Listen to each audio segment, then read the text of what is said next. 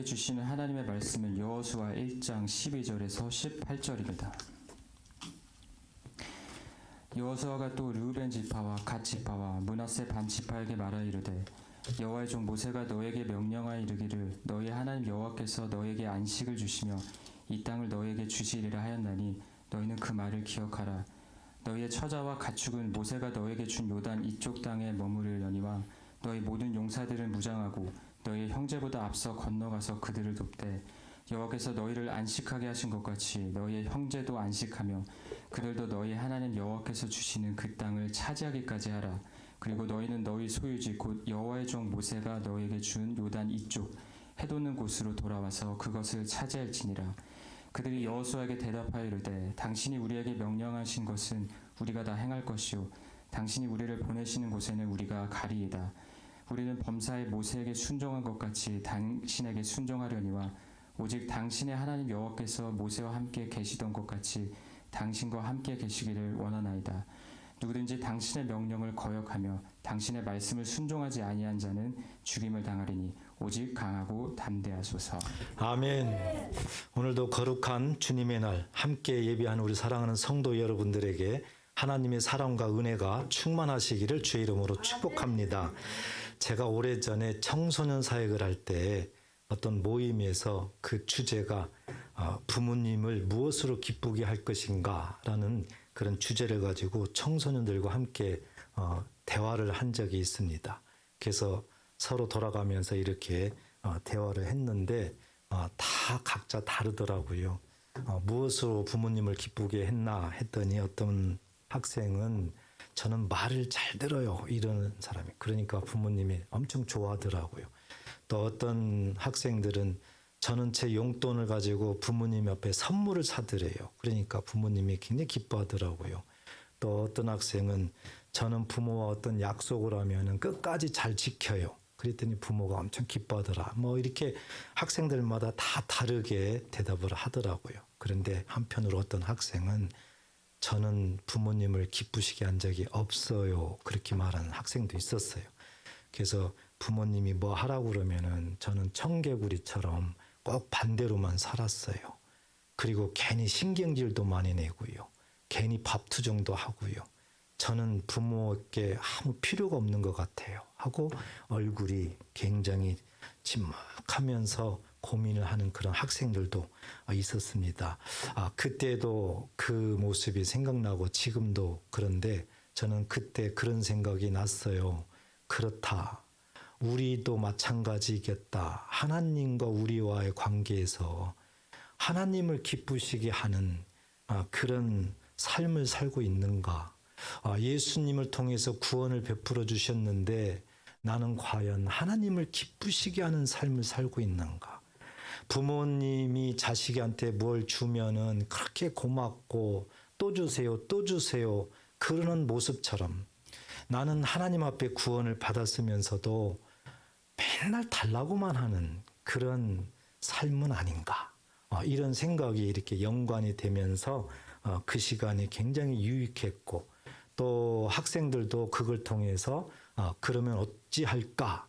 부모님을 기쁘시게 하자 그러면 한 가지만씩 한번 실천을 해보자 해가지고 굉장히 유익하고 또 그로 인해 가지고 그 학생들이 실천하는 그런 상황을 제가 직접 눈으로 봤습니다. 그렇습니다. 우리가 살면서 정말 우리는 이 받는 거에만 익숙해 있잖아요. 그런데 정말 하나님과 나와의 관계에서 보게 되면 내가 무엇인데 하나님이 나를 구원하셨나? 내가 하나님 앞에 뭘 했는데 하나님이 나를 이렇게 사랑하시나? 이런 부분을 좀 생각을 할 필요가 있습니다. 오늘 본문을 통해서 하나님 앞에 정말 기쁨이 되는 그 어떤 모습이 몇 가지가 우리들한테 비춰주고 있습니다. 그 중에서 한 가지만 우리가 한번 말씀을 통해서 하나님의 기쁨이 되는 것이 무엇인가를 우리가 발견을 하고 우리도 그 모습처럼 하나님 앞에 기쁨이 되는 그런 아주 뜻깊은 삶을 사시기를 주의 이름으로 축복합니다.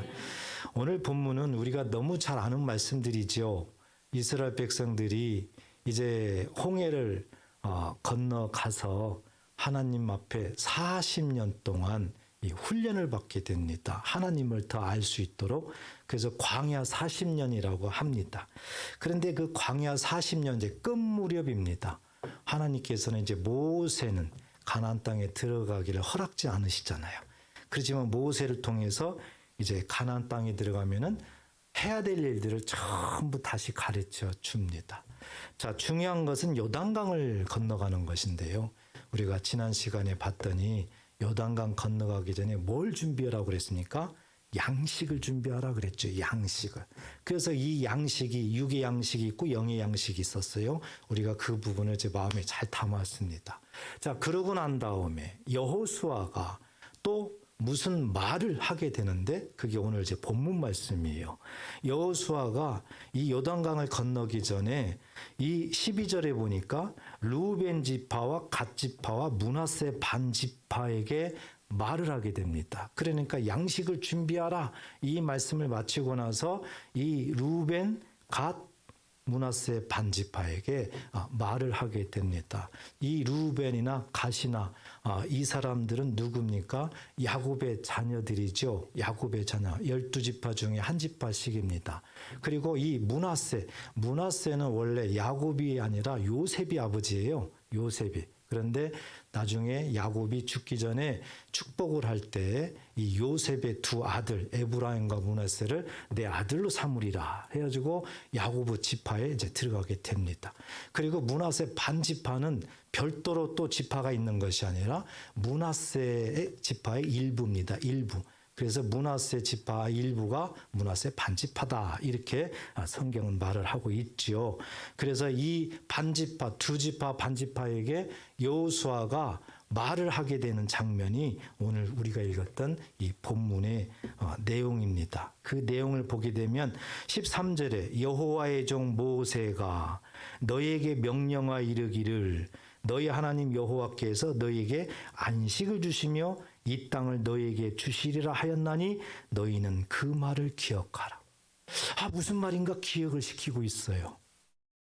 여호수아가 이 루벤 지파, 갓 지파, 므낫세 반 지파에게 기억시키는 한 가지가 있는데 그것이 너희와 모세와의 무엇인가를 어떤 말을 기억시키고 있는 겁니다.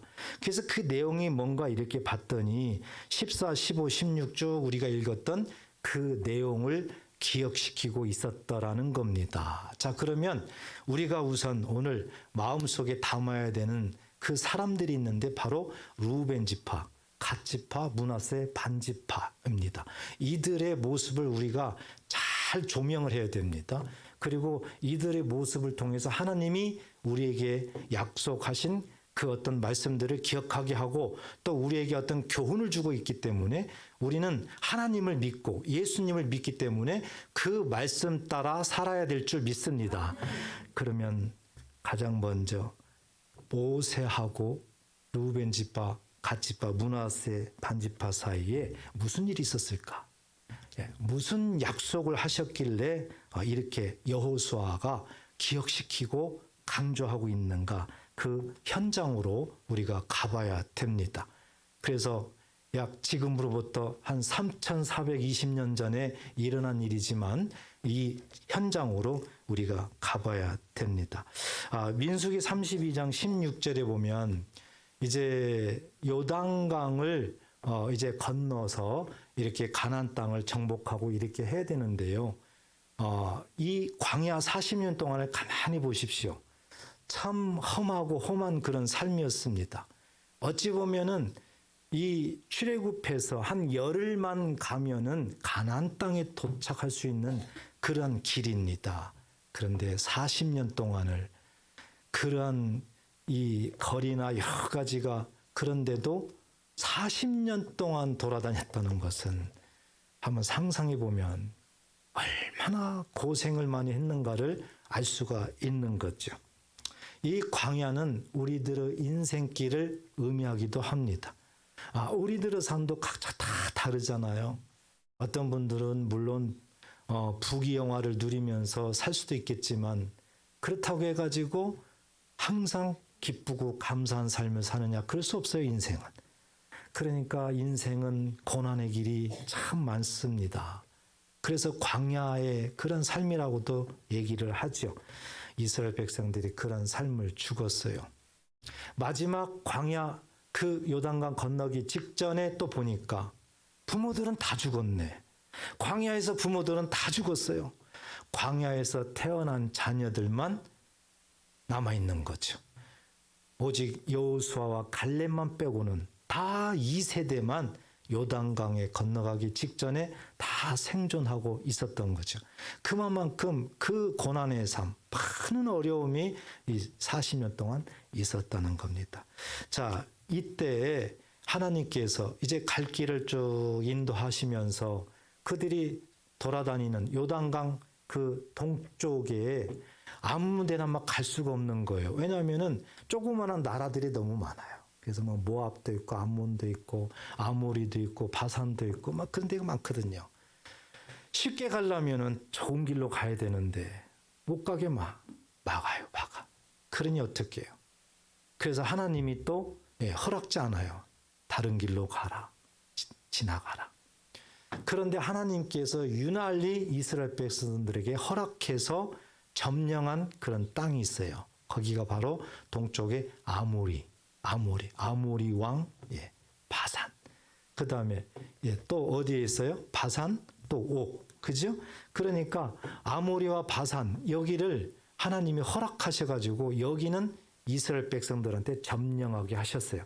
그래서 그것을 디딤돌로 해가지고 요단강 동편에서 이제 가나안 땅을 건너가게 하나님이 인도하셨던 건데요.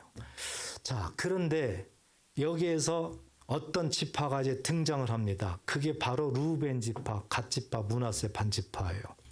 그들이 모세에게 요청을 했어요. 모세씨요, 우리는 가축이 많습니다. 그러니까 여기 점령한 이쪽 길앗을 중심으로 해서 여기 보니까 너무 목축업하기가 좋아요.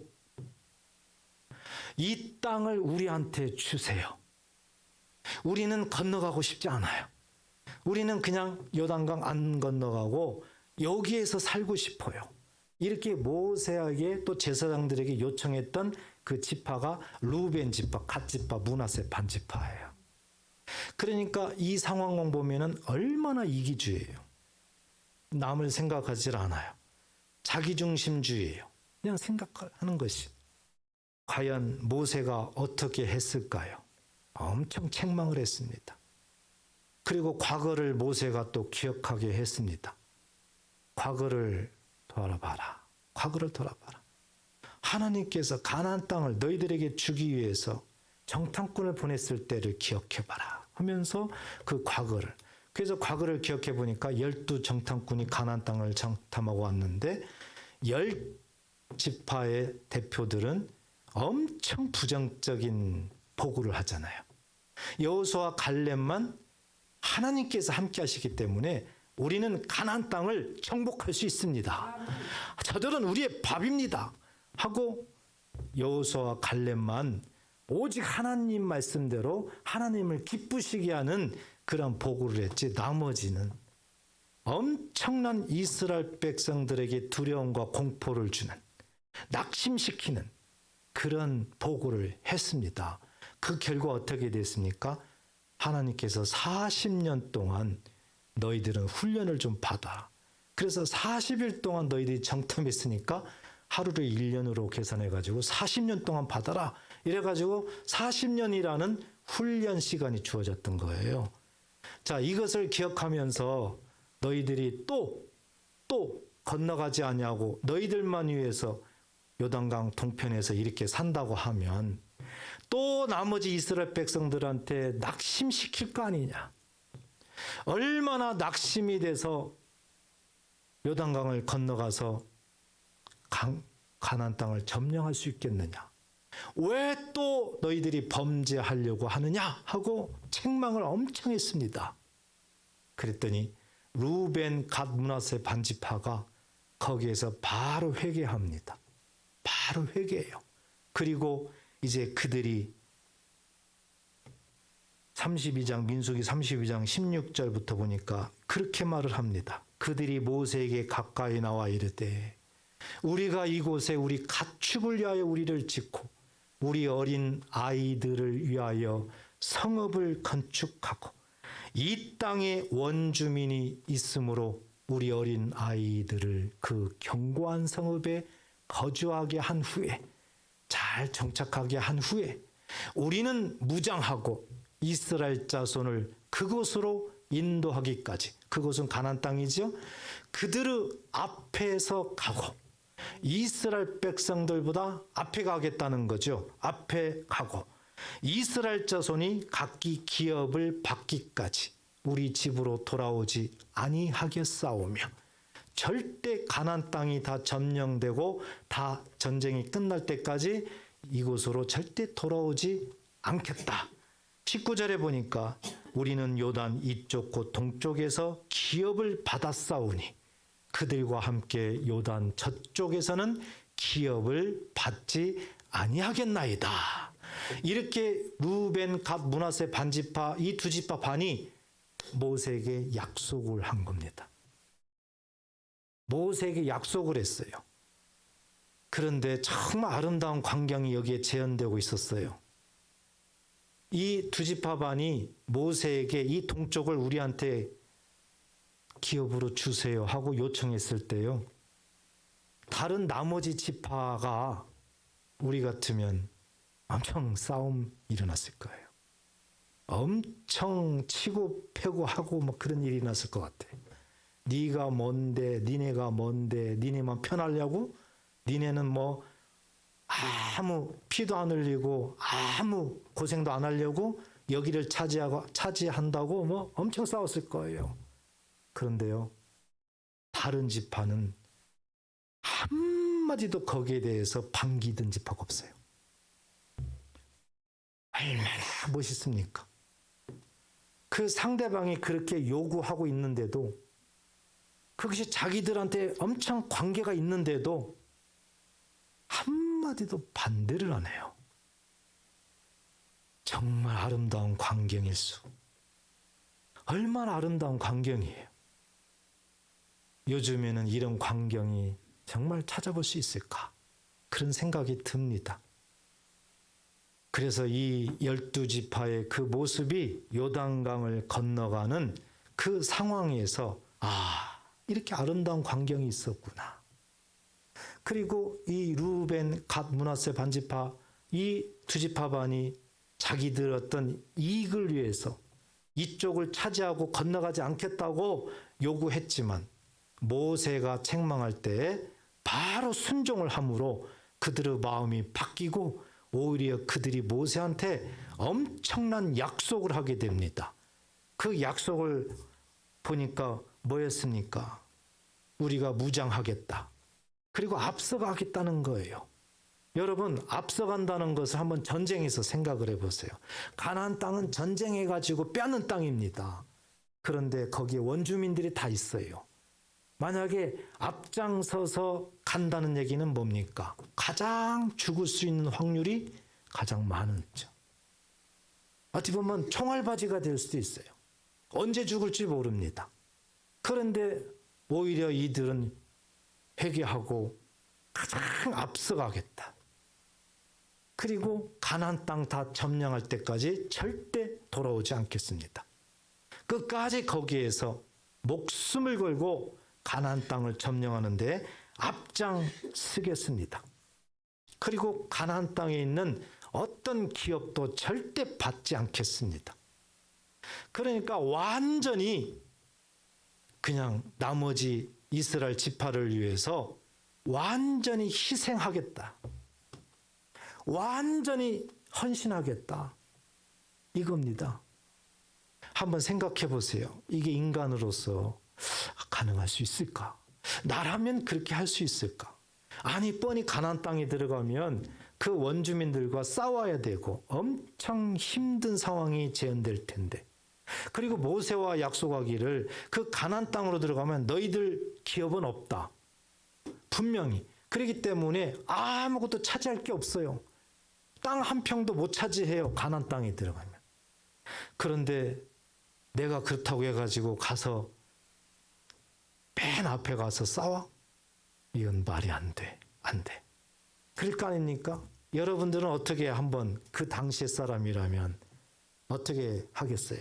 이것은요, 정말 사람으로서는 할 수 없는 그런 약속을 이 루벤, 갓, 므낫세 반지파는 하고 있는 겁니다. 하고 있어요. 그러면 이 두 지파 반이 약속을 지켰을까? 정말 약속을 지키기 어려운 이 약속을 지켰을까? 이게 궁금하지 않습니까? 이게 궁금하죠. 우리가 이제 시간을 조금 더 자꾸 앞당겨서 한번 미리 보시죠. 가나안 땅에 들어가서 여호수아를 중심으로 해서 가나안 땅을 다 어느 정도 이제 계획한 대로 이제 점령을 했습니다. 이제 마지막이에요. 가나안 땅에 들어가서 이제 마지막으로 여호수아가 이제 교통 정리를 하는 그런 상황에 여호수아가 루벤 지파, 갓 지파, 므낫세 반지파에게 무슨 말을 하게 됩니다. 자, 그 현장이 어떤 곳인지 가보시죠. 여호수아 22장 1절부터 보면 여호수아가 말을 하게 됩니다.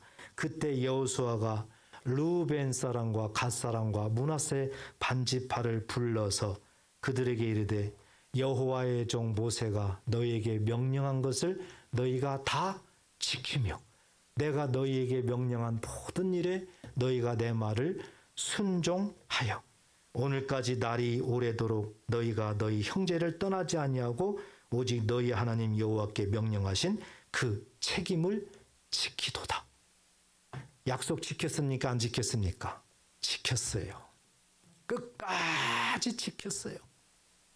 그 가나안 땅에 들어가 가지고 수년 동안 엄청 전쟁을 많이 했고요.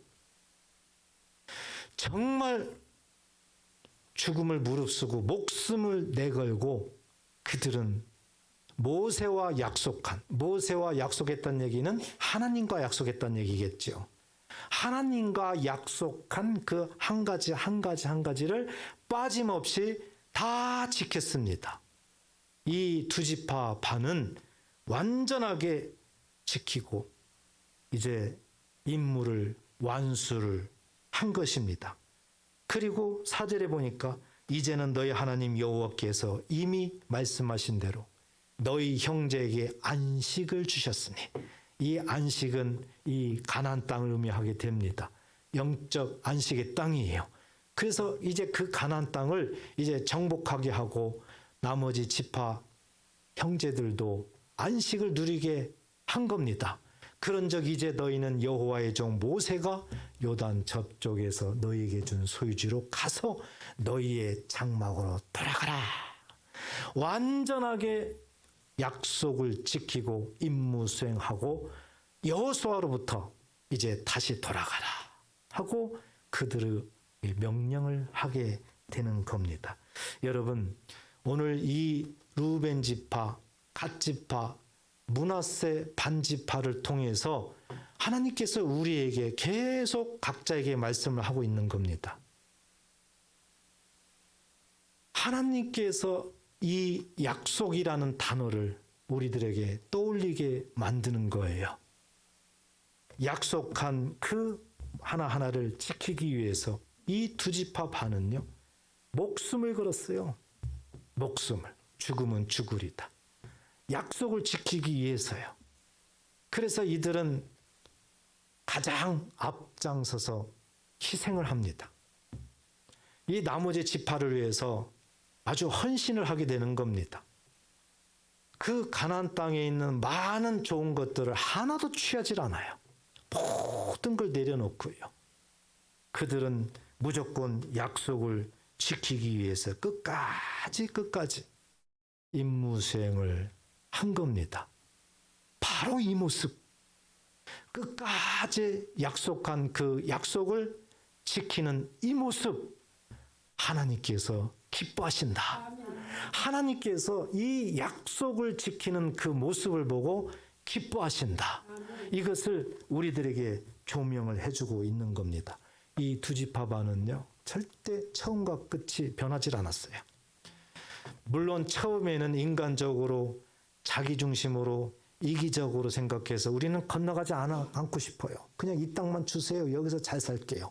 이렇게 했지만 책망을 듣고 난 다음에 그들은 정신을 바짝 차리고 회개하고 그들은 끝까지 그 약속을 지켰던 것입니다. 우리와 비교해 보면 야, 이게 정말 가능할까? 아무리 내 부모, 내 자식이지만 내가 죽어가지고 어떻게 그런 약속을 지킬 수 있을까? 아, 나는 못해. 아마 그럴 확률이 저부터도 많은 거죠. 약속은 정말 지키기가 쉽지가 않아요. 아마 다 경험을 많이 했을 겁니다. 우리가 살면서 참 약속이라는 것은 빼놓을 수 없는 거예요.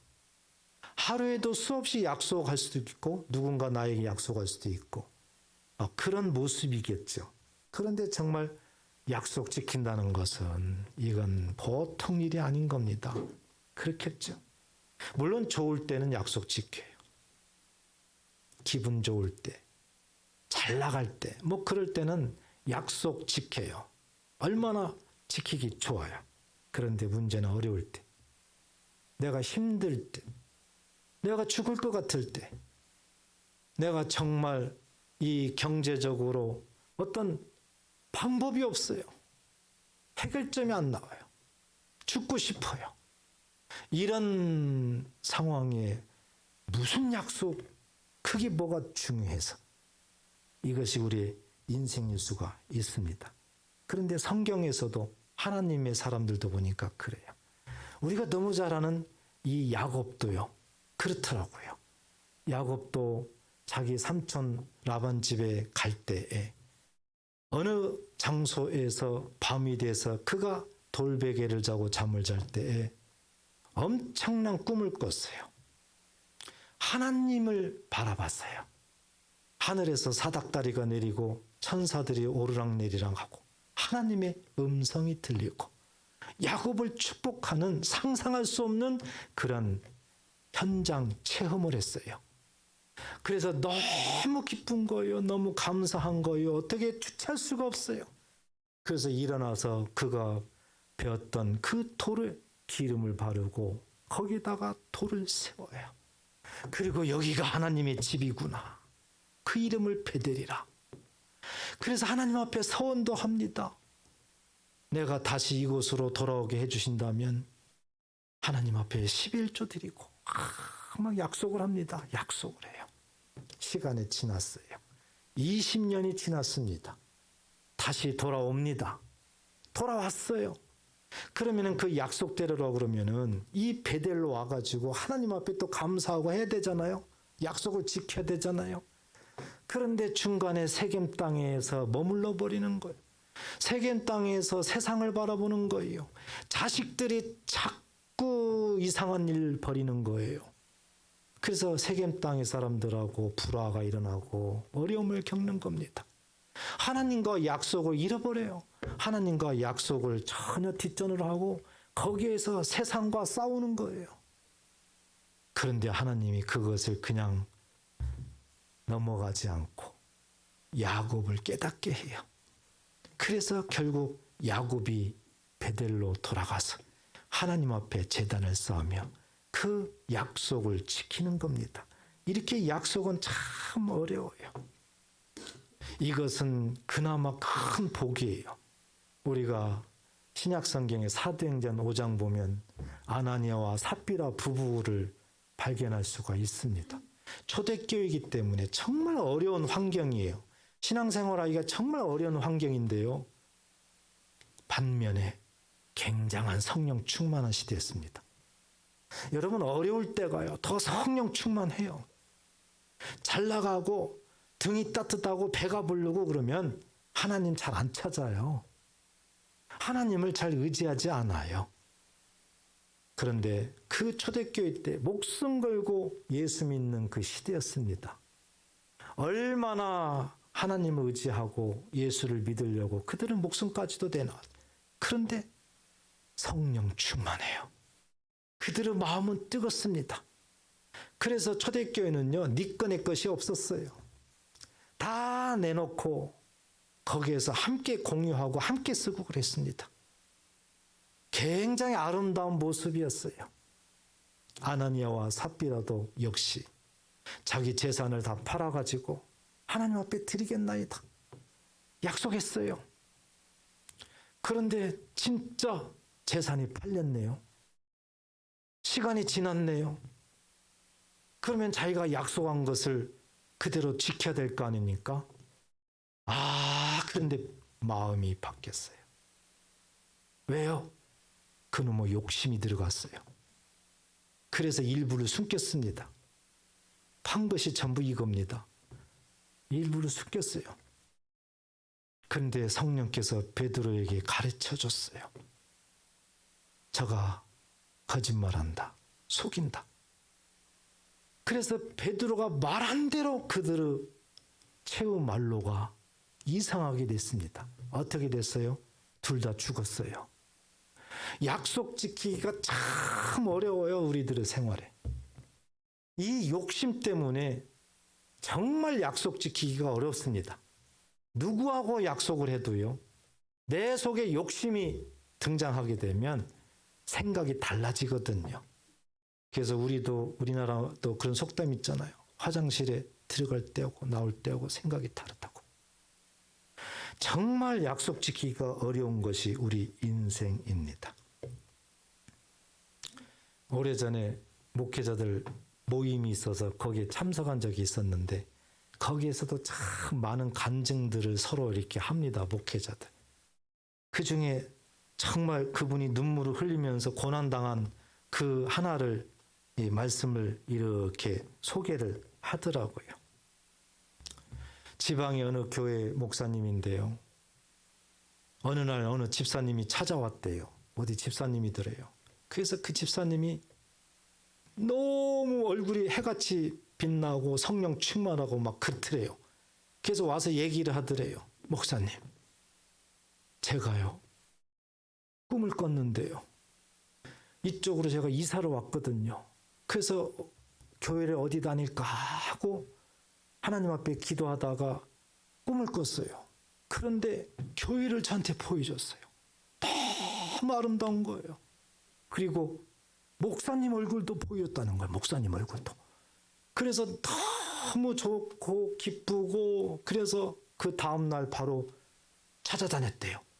그랬더니 꿈에 본 이 교회가 눈에 탁 보이더라는 거예요.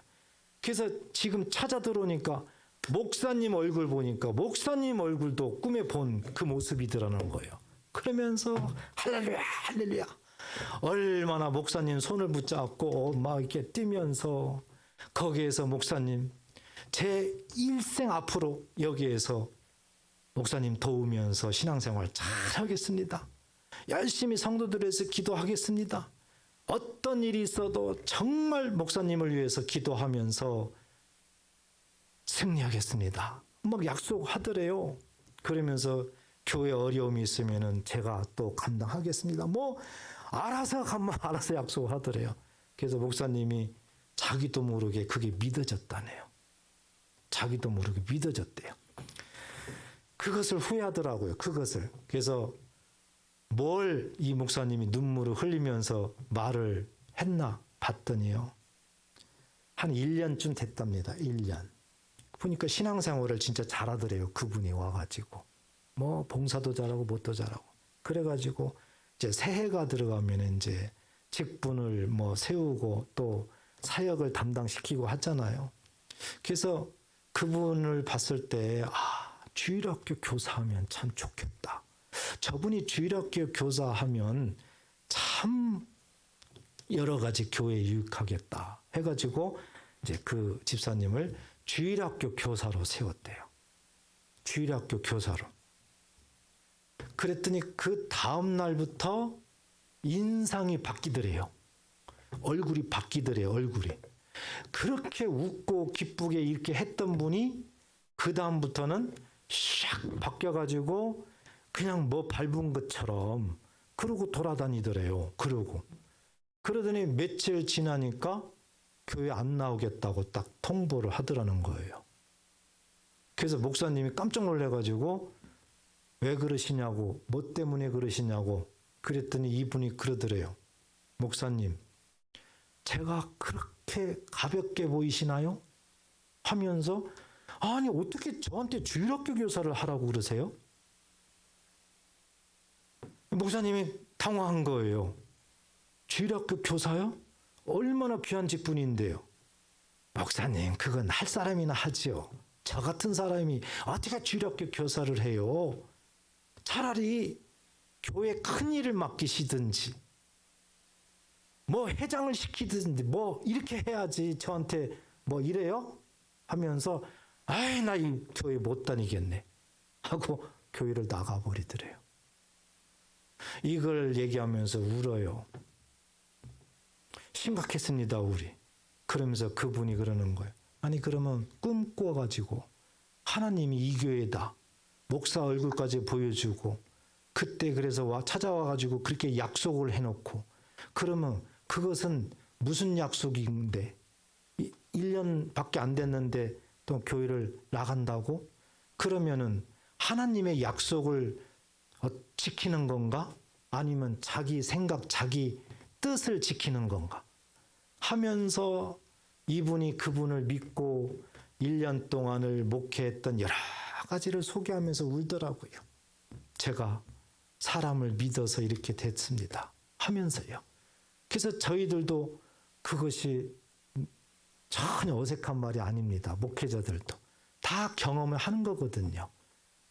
이 한 집사, 이 한 분이 그 약속을 함으로 인해 가지고 그 목회자 한 분이 그로 인해서 많은 어려움을 겪고요. 참 눈물을 흘리는 그 광경을 과연 하나님이 기뻐하실까? 아무리 뭐 성령의 역사 뭐 해가지고 이렇게 약속을 해도요. 참 지키기가 어렵더라고요. 인생이. 그래서 우리는 정말 이 약속한다는 거에 대해서 신중할 필요가 있습니다. 그렇지만 오늘 본문에서 르우벤과 므낫세 반지파는요. 정말 그 약속을 끝까지 목숨을 내놓고 아름답게 지켜가는 그 장면을 우리는 잊어서는 안 됩니다. 그리고 하나님께서 원하시는 것이 과연 무엇일까? 하나님께서 기뻐하시는 것이 과연 무엇일까? 바로 약속을 지키는 것인 줄 믿으시기 바랍니다. 끝까지 약속을 지키는 이 르우벤 지파, 갓 지파, 므낫세 반 지파. 왜 하나님께서 오늘 말씀을 통해서 우리들한테 계속 이렇게 조명해 주고 있을까요? 이 두 지파 반을 통해서 바로 예수님을 기억시키고 있습니다. 예수님의 모형으로 우리들한테 교훈하고 있는 겁니다. 아니 그게 무슨 소리입니까? 하나님은 약속의 하나님이십니다. 믿으십니까? 하나님은 약속의 하나님이세요. 하나님은 창세전부터 우리를 구원하시겠다고 약속하셨습니다. 그 약속을 지키기 위해서 독생자 예수를 이 땅에 보내주셨어요. 그리고 그 약속을 끝까지 지키기 위해서 예수에게 모든 세상 죄를 다 짊어지게 만드셨어요. 그것이 쉽습니까? 아닙니다. 그 모습은요, 인간은 짊어질 수 없는, 약속을 지킬 수 없는 그 모습입니다. 이사야 53장 5절 6절에 보면 그 모습이 이렇게 기록되어 있습니다. 그가 찔림은 우리의 허물 때문이요. 찔린다는 거예요. 왜요? 저와 여러분들의 허물 때문에. 예수님이 대신 찔린대. 그가 상함은 우리의 죄악 때문이라. 우리 죄 때문에 우리 예수님이 엄청 상함을 당한다는 겁니다. 그리고 우리에게 평화를 주기 위해서 예수님이 징계를 받는데요. 또 우리를 치료하기 위해서 낫게 하려고 예수님이 대신 채찍에 맞으신대요. 이것이 우리를 향해서 짊어지고 있는 모습이에요. 우리에게 구원의 약속을 하나님은 지키기 위해서 예수님을 이렇게 만드신다는 겁니다. 이것이 이사야 53장이 약속하셨어요. 약속하셨어요. 그리고 6절에 보니까 우리는 다 양 같아서 그릇 행하여 각기 제 길로 갔거늘. 이게 인생들입니다. 하나님을 잘 알지도 못하고 자기 소견대로 자기 마음대로 그냥 가는 겁니다. 그렇지만 여호와께서는 우리 모두의 죄악을 그에게 담당시키셨도다. 여기서 예수라는 말은 없어도 그는 예수인 줄 꼭 믿으시기 바랍니다. 예수님께 담당하셨어요. 하나님은 끝까지 구원의 약속을 지키기 위해서, 그 약속을 이뤄나가기 위해서 인간은 지킬 수 없는 그 모습이에요. 예수님을 희생시키는 겁니다. 예수님이 우리를 위해서 헌신하게 만드는 겁니다. 예수님께서도 이 땅에 오셔서 그 말씀을 하셨어요. 마태복음 20장 28절에 보면 인자가 온 것은 섬김을 받으려 함이니, 인자가 온 것은 섬김을 받으려 함이 아니라는 거예요. 그러면 도리어 섬기려 하고, 예수님이 이 땅에 온 것은 섬기려고 하는구나. 그러면 섬김이 뭐냐 이거죠. 자기 목숨을 많은 사람의 대속물로 주려 함이니라. 자기 목숨을, 예수님의 목숨을 저와 여러분들을 대신해서 죄를 담당하기 위해서 대신 죽음의 제물로 드리려고 하는구나. 십자가의 죽음을 예수님은 섬김으로 표현하고 있어요. 섬김으로. 그러면 우리가 생각하는 섬김하고는 많이 다르죠. 우리는 뭐 조금 누구를 어떻게 하면 제가 섬겼습니다, 뭐 했습니다. 그런데 정말 섬김의 최고봉은 예수님의 십자가 죽음인 줄 믿으시기 바랍니다. 이것이 섬김의 진정한 의미예요. 그래서 이 섬김의 진정한 의미를 우리가 오늘 두지파반을 통해서 한번 비춰보니까 희생입니다. 희생이에요. 다른 사람을 위해서 내가 목숨을 내걸고 최전방에서 앞장서서 하나님의 약속을 그대로 이뤄나가는 그 모습이 희생입니다. 희생. 그리고 하나도 약속된 것을 요단강 그 건너가서는 받질 않았어요. 자기네들은 하나도 자기 것으로 취득하지 않았어요. 오로지 나머지 자기 형제 지파들을 위해서 헌신한 겁니다. 헌신. 예수님의 그 십자가 죽음은 최고의 헌신이구나. 우리에게 비춰주고 있는 겁니다. 그래서 예수님께서 십자가에 죽기 전에 이 말씀을 하시고, 과연 예수님이 이렇게 하셨을까? 여러분 했습니까? 안 했습니까? 요한복음 19장 30절에 보니까 예수님이 십자가에 달리셨어요. 그리고 십자가에 달리셔까지도 가상칠언의 말씀을 이루시고 있는 겁니다. 그리고 30절에 운명하기 전에 다 이루었다. 다 이루었다. 우리 예수님은 하나님께서 우리에게 구원해 주시겠다는 그 창세전부터의 그 약속의 말씀을 본인이 직접 아무 대가 없이, 아무 조건 없이 희생하시며 헌신하시며 섬기시며 완벽하게 이루신 줄 믿으시기 바랍니다. 우리 하나님은 이렇게 끝까지 약속을 지키셨어요.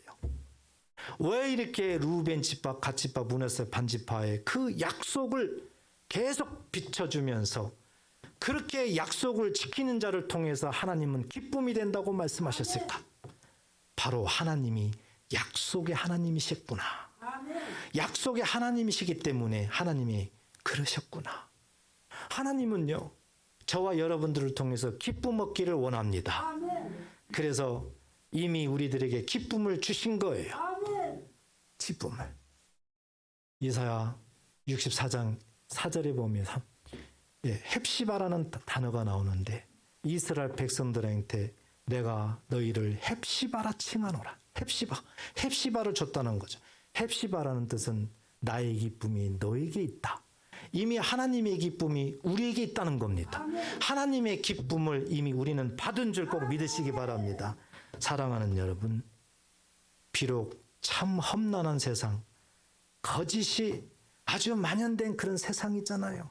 특히 정치인들 보세요. 그냥 거짓말을 밥 먹듯이 하잖아요. 아무리 뭐처럼 약속한다 하더라도 상황이 바뀌면 손바닥 뒤집듯이 하잖아요. 그런데 문제는 교회 다니는 사람들도 뒤떨어지지 않는다는 거예요. 어떤 예수 안 믿는 사람이 전도할 때 그러더라고요. 왜 이렇게 교회 다니는 사람들은 거짓말을 잘해요? 정말 거짓말쟁이에요. 나 그래서 교회 못 다녀요. 말은 왜 이렇게 잘해요? 말로는 못 따라가겠어요. 그런 분들이 있더라고요. 하나님이 우리에게 주시는 이 기쁨을 우리는 드러내지도 못하고, 그러나 하나님은 계속 원하고 있어요. 빌립보서 4장 4절, 주 안에서 항상 기뻐하라. 내가 다시 말하노니 기뻐하라. 우리에게 주신 이 기쁨을 하나님은 받기를 원하고 있습니다. 하나님의 기쁨은 저와 여러분들에게 있어요. 우리는 이 하나님 앞에 기쁨을 드리기 위해서 오늘 본문을 통해서 얻은 교훈이 뭡니까? 약속이구나. 약속. 약속을 잘 지키면 하나님의 큰 기쁨이 되는구나. 하나님 앞에 기쁨을 드리는 것은 많은 종류가 있겠죠. 그렇지만 오늘 우리가 본문을 통해서 정말 하나님 앞에 기쁨을 드릴 수 있는 그 한 가지는 약속을 끝까지 지키는 것. 처음과 끝이 동일한 것. 그 약속을 지키기 위해서 예수님처럼 희생하고 헌신하고 섬기는 그 모습. 이것을 하나님은 기뻐하시더라는 거죠. 지금은 사순절 기간을 보내고 있습니다. 과연 올해 사순절을 어떻게 보낼까? 우리 예수님께서 우리를 위해서 고난당하고 십자가에 죽으시고 부활하신 그 모습을 우리는 묵상하면서 더더욱 무엇을 생각해야 될까? 바로 약속이었어요. 정말 끝까지 약속을 지키면서 이렇게 우리를 구원하셨구나. 사랑하는 성도 여러분, 하나님은 반드시 약속을 지키는 성도들을 사랑하십니다. 그 성도들에게 하나님은 큰 은혜를 베풀어 주십니다.